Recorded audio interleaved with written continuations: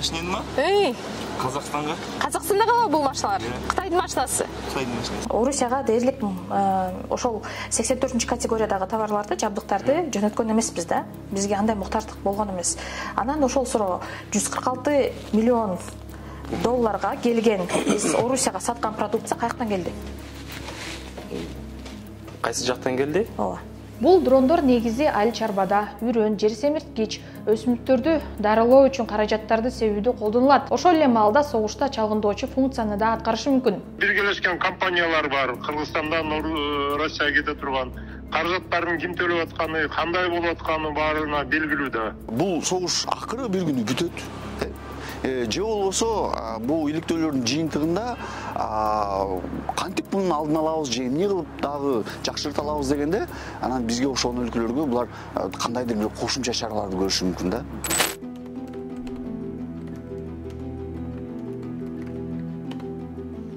Машина кызыккандар аябай жакшы билет, өткөн жылы Кытайдан Кыргызстанга электромобилдер аябай көп санда ташылып келинди. Буга байланыштуу Кыргызстанда баажы кирешеси дагы өстү. Дагы кайсы товарлардын эсебинен баажы алымдары көбөйдү?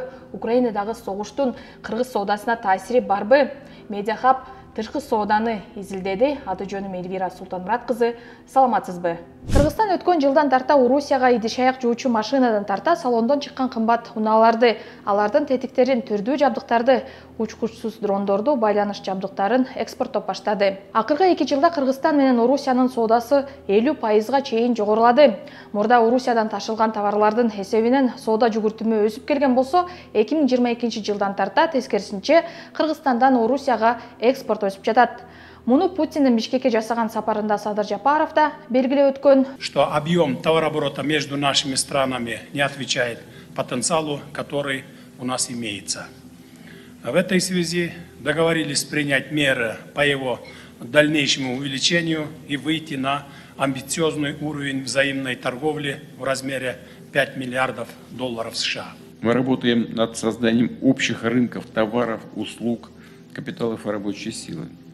Очевидно, что евразийская интеграция приносит неоспоримые дивиденды всем участникам этого процесса, в том числе, конечно, и Киргизии. Медиахаб өлкөнүн улуттук статистикалык комитетинин тышкы соода боюнча жарыялаган маалыматтарын анализ кылды. Анда Орусияга 2023 жылдын 8 айында ташылган жабдыктардын, теричилик техникаларынын, тетиктердин жана башка электроника товарларынын суммасы 2021 жылга салыштырмалуу 56 эсе жогорулаганын аныктадык. Акыркы 4 жылдагы соода саттыкты карап чыкканыбызда мурда мындай тенденция болбогону айдан ачык көрүндү. 2022 жылга чейин Кыргызстан Орусияга жез, пахта, чүпүрөк, кийим-кечек, бут кийим, өмө жана жер жемиштерди, айыл чарба продукцияларын сатып келген. Бирок Орус-Украин согушу башталгандан тарта өлкө Орусияга электроника, телекоммуникациялык жабдыктарды, байланыш жабдыктарын, дрондорду, өлчөөчү жабдыктарды, түрдүү тетиктерди, металл кескен жабдууларды, мотор жана эсептегич машиналарды, ошондой эле тиричилик техникаларын да экспорттоп жатат. Быйылкы жылдын 8 айында жабдыктардын категориясына кирген 70 товар дээрлик 122 миллион долларга экспорттолгон. Бул акчанын жарымына Орусияга идиш-аяк жуучу машина сатылган. Орусиянын өзүндө идиш-аяк жууган машиналар жокпу деген суроо жаралышы мүмкүн. Бирок эмнеге мындай болуп жатканына да жооп бар. Бул темага кийинчерээк кайтабыз. Ошондой эле акыркы 2 жылда өлкө Орусияга дээрлик 4,5 миллион долларга учкучсуз аппараттарды, башкача айтканда дрондорду саткан. 2021 жылдагы статистиканы карасак, анда тескерисинче Кыргызстан Орусиядан учкучсуз аппараттарды сатып алганын көрсөк болот. Бирок согуш башталгандан тарта дрондор Орусиянын өзүнө керек болгону айдан ачык болуп калды. 6 ай мурда Казакстан Кыргызстандык Impulse Invest компаниясынын DJI Agras T30 маркасындагы 14 дронун конфискация кылган. Коңшу өлкөнүн баажы кызматы компаниянын бул товарды алып өтүүгө лицензиясы болгон эмес деп билдирген. Учкучсуз учактар 86 миллион теңгеге же 189 миң акш долларына бааланган. Бул дрондор негизи айыл чарбада, үрөн, жер семирткич, өсүмдүктөрдү дарылоо үчүн каражаттарды себүүдө колдонулат. Ошол эле маалда согушта чалгындоочу функцияны да аткарышы мүмкүн. Биз жогоруда атаган жабдыктар эки багыттуу маанидеги товарларга кирет. Башкача айтканда, бул товарларды жай турмушта да же болбосо аскердик багытта согушта колдонсо болот. Жалпысынан 400дөн ашуун товарды эки багытта керектелчү товар деп саналат. Алдыда бул жабдуулар кайдан келип Орусияга реэкспорт болууда деген суроого жооп беребиз. Ага чейин экономика министрлигинин бул суроого берген жообун угалы. Бул жерден мисалы нени алсак, өнөр жайды алсак, 16 миллионго биздин бул пакадам кетет да, коддор боюнча кетет. 17 миллионго мисалы полотно, трикотажный там. 84 дегенге келсеңиз, 84 дегенден башталган товарларга келсеңиз. Жогору чыгыңыз. Азыр түшүрүңүз. Бул жерде реактор, ядерный котлооборудование, механическое устройство канчага экспорттоппуз? 146 миллионго экспорттогон экенбиз. Кимдики көп экен азыр ошондо? Жеңил өнөр жай көп экен же жабдыктар көп? Жеңил өнөр жай көп түзөт. Жеңил өнөр жай алып чарба продукциясы көп түзөт. Анткени бул жерде 84 позиция, дээрлик 84 позицияга 8401, 8402, 8403, 8404. Бул жерде 8 кодго чейин кетип атат. 84 бул дээрлик алганда. Дээрлик алганда бул 84 деген категорияга мына жабдыктар кирет экен, механикалык түзүлүштөр кирет. Бул жакка ошондой эле жанагы реакторлор, могул мисалы моторлор, биз буга чейин айткандай, ар кандай өлчөөчү приборлор кирет. Анан 146 миллионго экспорттоптурбуз да. Бизчи анан ошон үчүн суроо жаралып атат да. Жеңил өнөр жайы көп болот же жабдыктар көппү? Мисалы биз анализди караганда 84 146 миллион доллар түзөт да. 84-чү позиция 146 миллион. Ал эми буну карасаңыз, мына эсептейли да. 61-чи позиция. Бул жеңил өнөр жайына кирет. 31 миллион. Туурабы? 26 миллион жеңил өнөр жай.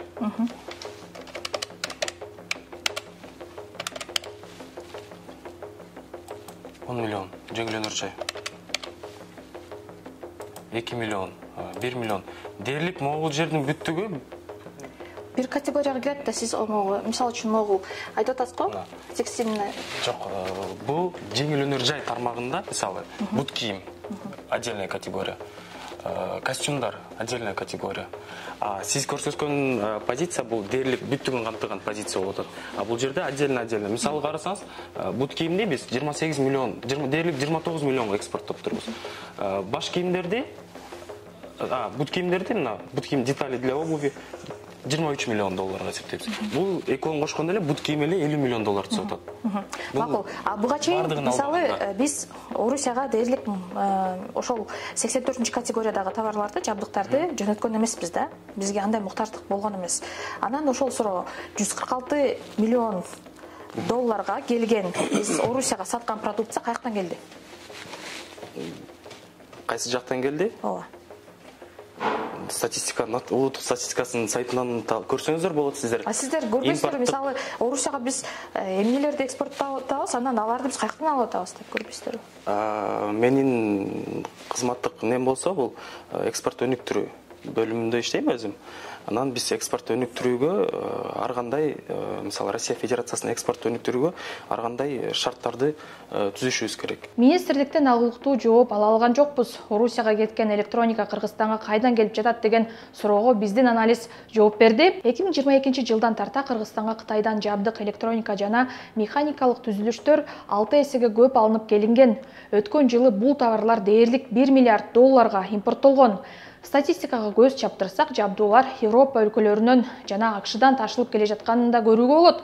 Бирок анын көлөмү Кытай импортуна караганда кыйла аз. Орусияга жөнөтүлгөн жабдыктар кыргыз базарларына чыкпай талар кампада сакталып, кийин реэкспорт болуп кетет. Үстүбүздөгү жылдын май айында АКШнын соода департаменти Орусиянын экономикасын колдоп атат деп кыргызстандык Троя компаниясын кара тизмеге киргизген. Документте бул компаниянын товарлары Украинадагы согушта Орусиянын пайдасына колдонулушу мүмкүн деп жазылган. Троянын сайтында ишкана электрондук жабдууларды жеткирип, логистикалык кызмат кылары көрсөтүлгөн. Кыргыз компаниясы саткан товарлардын арасында чип, кабель, коммутатор, радио, датчик, модем, акыркы үлгүдөгү навигациялык жана телекоммуникациялык жабдуулар да бар. Трое санкцияга кабылган алгачкы кыргыз компаниясы болгон. Анын негиздөөчүсү казак жараны экенин буга чейин Медиахаб аныктаган.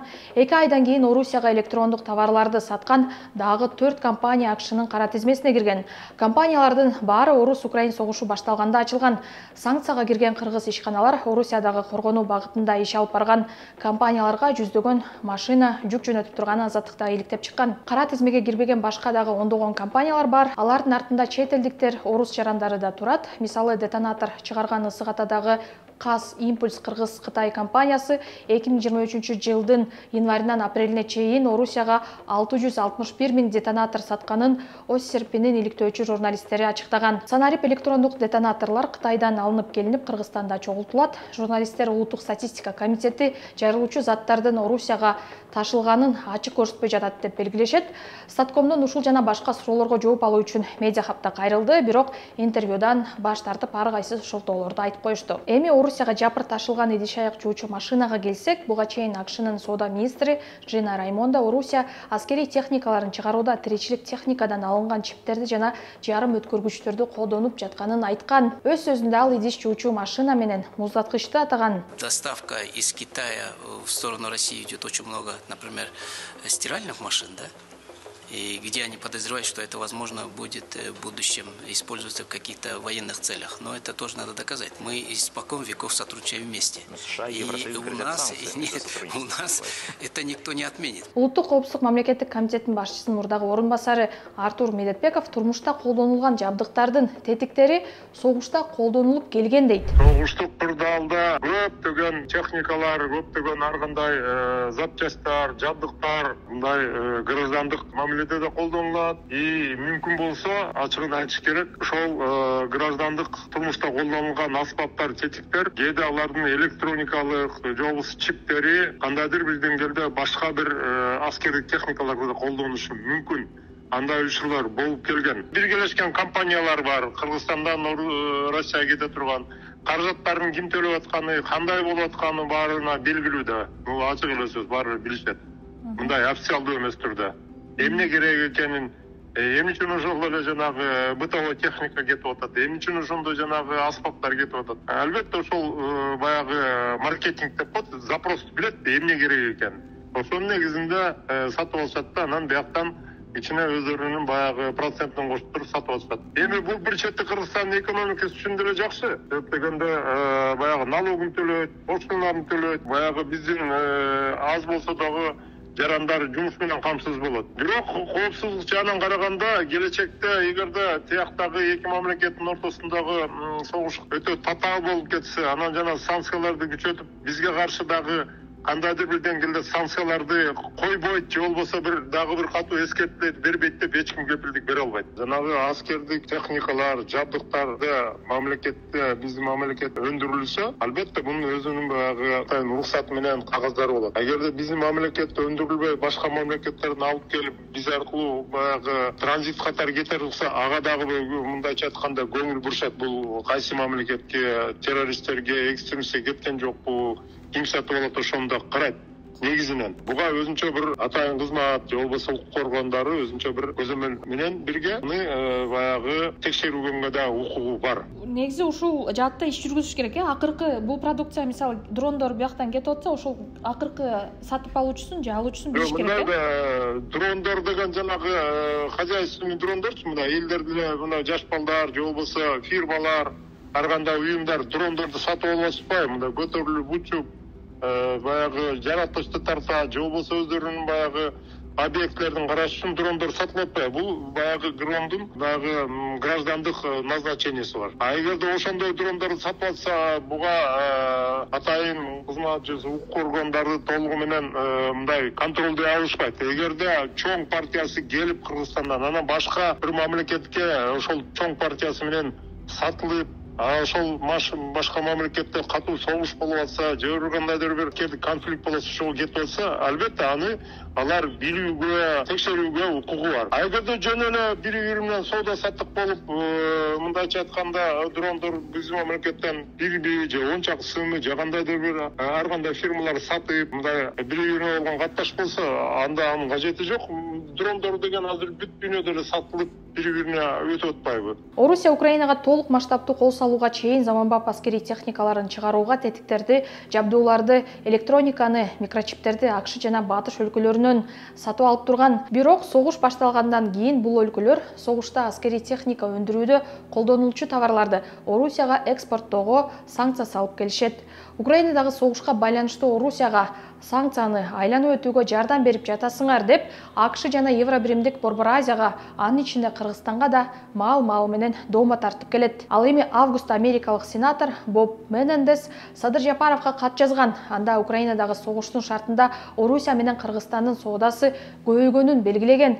Сенатор Кыргызстан коргонуу багытында колдонулчу товарларды Орусияга сатып шериктеш болуп атканын айткан. Жапаров болсо бул айыптоолорду шылтоо жана кысым деп атаган. Өлкө башчысы Кыргызстан Орусияга жардам берип атат дегенге эч кандай негиз жок деген. Россия менен Кытай өздөрү бири-бирине кошуна өлкөлөр, 4000 чакырым чек ара тилкеси бар. Россия кааласа деңиз аркылуу, кааласа темир жол аркылуу эшелон же баржа кылып каалаган товарын ташып алат. Биз позициябызды бир тарабына өзгөртүп койсок эле, ошол тарабы жеңип кетпейт. Бизден көз каранды эмес. Биз саясат менен алектенбей, мамлекетибиздин экономикасын көтөрүүгө басым жасап жатабыз деген Жапаров. Орус-Украин согушунда Кыргызстан нейтралдуу позицияны карманып келет. Ошондуктан Кыргызстан тарыхта согушту баштаган өлкөнүн колдоочусу деп калбашы керек дейт саясат талдоочу Руслан Ахматбек. Биз ойлоп атканбыз да, бизди эч ким билбейт, байкабайт, биз каалагандай жүргүзө берсек болот деп. А көрсө байкалып билет экен. Дүйнө биз ошондой согушка, ошондой агрессор өлкөлөргө кыйыр түрдө жардам берип атканыбызды билет экен. Өзгөчө биз бир экономикалык мейкиндикте жашагандыгыбыздан, анан жанагыдай формалдуу эмес экономиканын көлөмү бизде чоң да. Ошон үчүн контрабанда, көмүскө экономиканын айынан биз мындай бир топ эле жардам берип атпырбыз. Бул кантип билинип калды? Жана сиз айткандай эле, биз бир тур эле экспортубуз көбөйүп кетти. Бир тур эле ошо Европа өлкөлөрүнөн импортубуз болгондо да жана жабдыктар, микросхемалар, электрондук жабдыктар аябай көбөйүп кетти. Булар каяка кетип атат? Булар Россияга кетип атат. Көбүнчө дагы кайерден байкалды? Россияга кирген, мисалы ошол башка өлкөлөрдөн кирген Кыргызстанга деп кеткен элестер, Кыргызстанга жетпей Россиянын өзүнө калып калган дагы билинип калды. Мындайча айтканда ааламдашкан дүйнөдө мындай нерселерди мындай из таштабай жасоо мүмкүн эмес болуп калган ачыкка чыкты да. Эми биз эмне болот? Эми биз бул согуш акыры бир күнү бүтөт. Же болбосо бул иликтөөлөрдүн жыйынтыгында кантип мунун алдын алабыз же эмне кылып дагы жакшырта алабыз дегенде, анан бизге ошол өлкөлөргө булар кандайдыр бир кошумча чараларды көрүшү мүмкүн да. Баягы согуш бүткөндөн кийин болсо, кимдин ролу кандай эле дегенде, ошол суроону бергенде, анан биз баягы тарыхта агрессорго, согушка жардам берген өлкө катары калышыбыз мүмкүн. Эми баягы Украинада деген жай тургундар каза болуп атат да, ошол эле жаш балдар, картаңдар каза болуп атат. Андан кийин ошону мындай согушта ошол тарабынан караганда баягы согушта колдонуп калса, бул жактан кеткен жабдыктар же башка нерселер, демек ошол жай тургундардын өлүмүнө себепкер бир болуп аткандыр деген дагы сөзсүз түрдө баягы Россия агрессор өлкөнүн жанагы агрессиясына биз бүгүн кыйыр түрдө болсо дагы орток болуп атабыз. Себеби дегенде факты менен жанагыдай жардам берилип атканы аныкталды. Биз мындан кийин дагы катуу көзөмөлдөйбүз деп айттык. Андан кийин эгер биз муну жанагыдай мисалы Түркия ошол бир убакта токтотуп койду. Транзитин да токтотуп койду. Ачык түрдө жарыялап, транзитке уруксат бербейбиз деп мындай расмий билдирип, биз болсо эмне деп утулдук? Биз Россия менен ал биздин стратегиялык партнер, анан соодо өнөктөшүбүз, биз бир экономикалык мейкиндиктебиз, бир мындан ары катуу көзөмөлдөйбүз деп. Бирок акыркы талкууларда ошол биздин өлкөнүн аты дагы көп айтылып атат да. кыйыр түрдө баягы жардам берилип атат деп. Эми бул моралдык албетте жоопкерчилиги бар. Биринчиден жанагыдай согушка, баскынчы өлкөгө жардам бергенибиз канчалык туура. Андан сырткары кыргыз-орус соодасынын анализи Кыргызстандан жеңил унаалар менен электр машиналар Орусияга агылып жатканын көрсөттү. Өткөн жылы жана быйылкы жылдын 8 айында Орусияга дээрлик 150 миллион долларга кымбат баалуу жеңил унаа жана электромобилдерди саткан. Машиналардын басымдуу бөлүгү Кытайдан алынып келинип, бажыда каттоодон өткөндөн кийин Орусияга сатылган. Орус-Украин согушу башталганда эле АКШ, Европа, Япония жана башка мамлекеттер кымбат машиналарды Орусияга экспорттоону токтоткон. Буга удай эле Борбор Азияда батыштан жана Кытайдан алынып келинген унааларды Орусияга реэкспорт кылган компаниялар ачылган. Бажы кызматы 10 айда 59,1 миллиард сом киреше берди. Былтыр 10 айда 36,8 миллиард сом берген.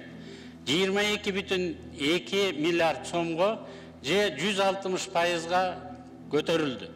2022 жылга ГТСК коюлган планыбыз 98,5 миллиард сом болчу. Жылдын аягына чейин 73,7 миллиард сомду чогултат деп божомолдоп атабыз.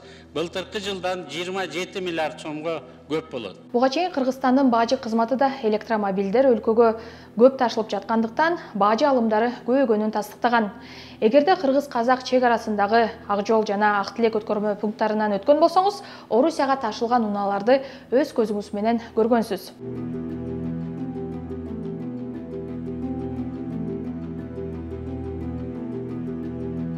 Кытайдан келип Россияга кетип барат. Россияга Кыргызстан аркылуу. Бул салондон чыккан жаңы машиналарбы?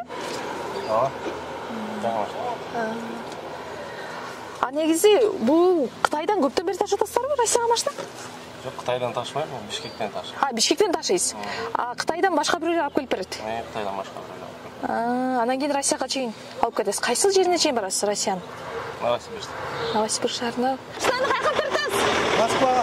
О, машинаңызды кайка алып бератсыз? Машинени? Казакстанга. Казакстанда калабы бул машиналар? Кытайдын машинасы. Кытайдын машинасы. Кимдер сизге алып келип берди? Нелер го? Айтты.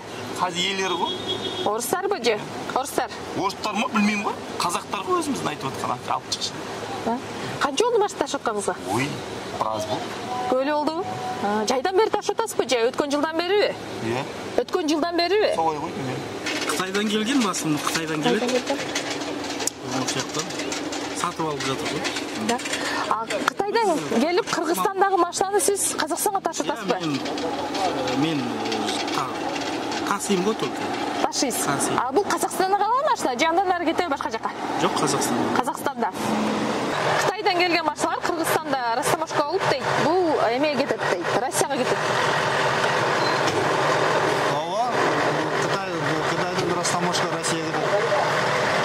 Аны сен точно маалымат билбейм мен, я придумать не буду, но бизде на эмеден көп келет да Кытайдан. Анткени бизде азыр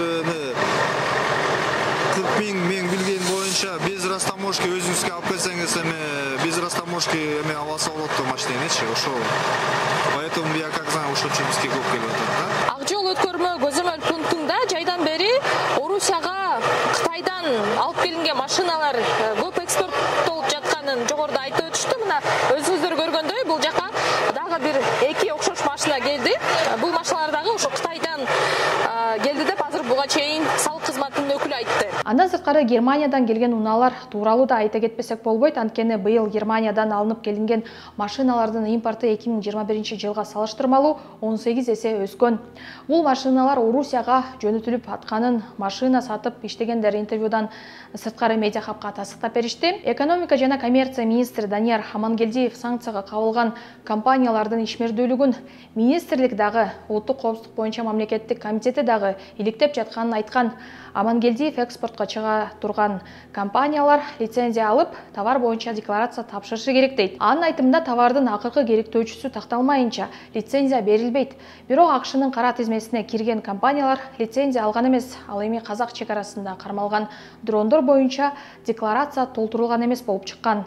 Экономика министрлиги чек арада көзөмөл күчөтүлдү деп ишендирет. Электрондук эсеп фактура киргенден бери товардын аты, көлөмү жазылып, эгерде экспортко чыгып атканда сканерден эсеп фактура туура эмес болуп калганы билинип калса, ишкер өзү жоопко тартылат деп белгилешет. Бул материалда орус-кыргыз соодасы эмне себептен өсүп жатканын ачыктап бердик. Негизи Украинадагы согуш геосаясий өзгөрүүлөр кайсы бир өлкөнүн экономикасын күчтөндүрсө, кайсы биринин экономикасын алсыратып жатат. Бирок эксперттер Орусияга салынган санкциялар анын экономикасына согуштун жүрүшүнө анчейин таасир этпей жатканын белгилешет. Себеби согуш токтой элек, экономикалык санкциялар согушту токтотуу, жай тургундардын өлүмүн алдын алуу максатында агрессияны баштаган өлкөлөргө салынат эмеспи? О том, что русские успешно обходят санкции, на Западе открыто заговорили после бомбежек Кривого Рога и Одессы. 13 июня 2023 года в результате попадания в жилой дом российской ракеты погибли 13 человек и еще 36 пострадали. На следующий день был нанесен новый ракетный удар, уже по Одессе. На этот раз обошлось без жертв, но серьезные повреждения получили школы, жилой комплекс и магазины в центре города. Как стало известно позже, для этих бомбежек Россия использовала ракеты Х-101 и «Калибр». Украинские власти изучили то, что осталось от российских ракет, и обнаружили в них микроэлектронику, которую изготовили отнюдь не в России. Так, в ракете Х-101 оказалось больше 50 иностранных компонентов, а в «Калибре» больше 40. Орусия Украинага согуш ачканда февралда 2 жыл болот. Украинадагы согуш позициялык согушка өттү. Бул деген ар ким өз тарабында туруп, көбүнчө артиллерия менен аткылашат. Бул согушта чалгынчы дрондордун мааниси чоң болот. Себеби тараптар бири-биринин турган жерин аныктап, билип, анан чабуул коюшат. Бириккен Улуттар уюму өткөн жылдын 24 февралынан тарта 2023 жылдын октябрына чейин Украинада 27768 жай тургун набут болгонун маалымдайт. Анын 600дөйү балдар. Украиналыктардын көбү ракеталык чабуулдан мерт кетишкен. А сиз кандай ойлойсуз? Кыргызстан кош багытта керектелчү товарлардын экспортунда көзөмөлдү күчөтүшү керекпи? Пикириңизди комментарийге жазыңыз. Бул видеону бөлүшкөндү унутпаңыз.